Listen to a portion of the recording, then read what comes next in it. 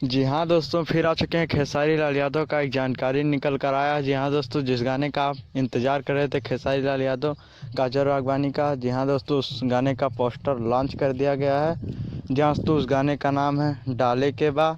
जी हाँ दोस्तों, उस गाने का गाए हैं सिंगर खेसारी लाल यादव और उसका उसका गाना गाए हैं खुशबू तिवारी और इसका दिए हैं लिखे हैं उस गाने का अखिलेश कश्यप और म्यूजिक दिए हैं आर्या शर्मा, जो कि वो गाना आने वाला अन्नपूर्णा फिल्म से।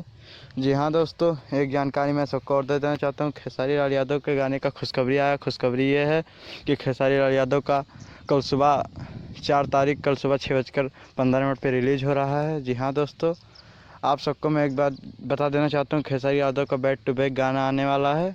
यहाँ तो ऐसे आई है वीडियो, आप सबको पसंद आए तो ज़्यादा से ज़्यादा लाइक करें, कमेंट करें, शेयर करें, सब्सक्राइब करना ना भूलें। जी हाँ दोस्तों, फिर मिलेंगे एक नई वीडियो के साथ। चलते हैं, धन्यवाद।